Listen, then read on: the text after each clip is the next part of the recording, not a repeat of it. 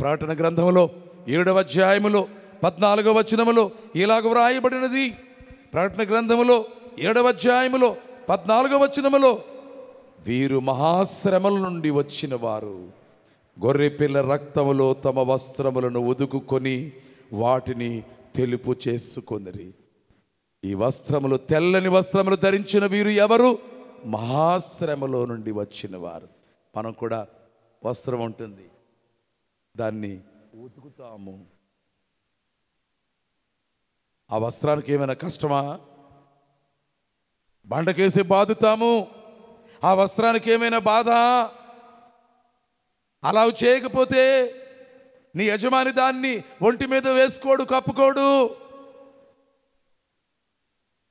ఒక క్రొత్త వస్త్రం అనుకుందాం. ఆ క్రొత్త వస్త్రాన్ని ఏం చేస్తున్నాడు?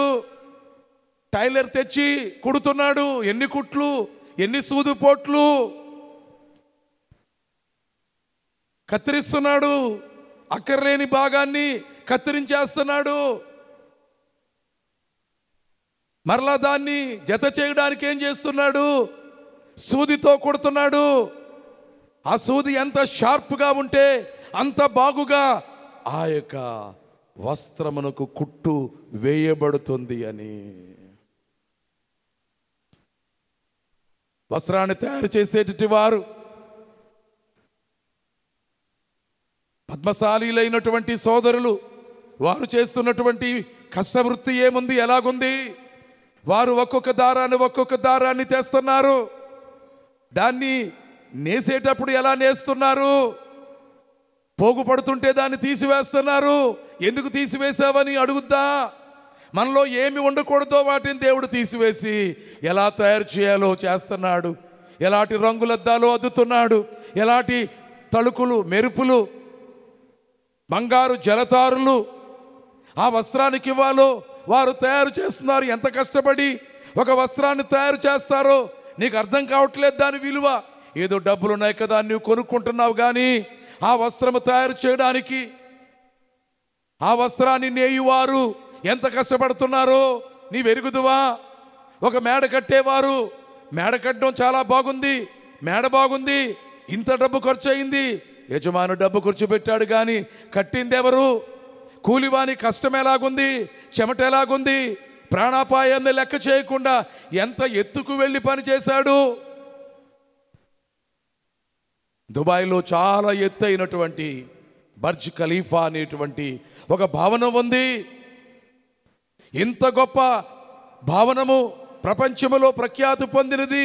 కట్టిన కూలీలు ఎవరు? మన ఇండియా నుండి వెళ్ళినటువంటి వాళ్ళు. ఆ దేశంలో కట్టినటువంటి కట్టడాలవి. ఒక అబుదాబి కానివ్వండి, ఒక షార్జా కానివ్వండి, లేకపోతే ఒక దుబాయ్ కానివ్వండి, గల్ఫ్ దేశాలు కానివ్వండి, పనిచేసే పనివారు ఎవరు?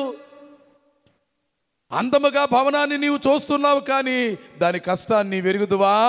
కష్టపడిన వారిని ఎరుగుదువా? పరలోకము కూడా ఎవరితో కట్టబడింది అనుకుంటున్నారు? భక్తులు, అపోస్తలుల యొక్క రక్తముతో పునాది వేయబడినటువంటిది. పునాది బలంగా ఉంటేనే కట్టడం కట్టబడుతుంది. గుమ్మాలున్నవి, గోత్రికుల పేర్లున్నవి, కానీ పునాదులున్నవి, అపోస్తలుల పేర్లున్నవి. వారి రక్తముతో వారు చేసినటువంటి పని ఉంది. ఈవేళ కూడా ఒక పనివాడు ఎంత శ్రమ పడుతున్నాడో నీకు తెలుసా? ఒక ప్రార్థనా పరుడు ఎంత కష్టపడుతున్నాడో తెలుసా? మనలో చాలామంది అయ్యా మేము ప్రార్థన చేశామని చెబుతారు, మనం వింటాము, చాలా సంతోషమమ్మా అంటాము, కానీ సరిపోదు.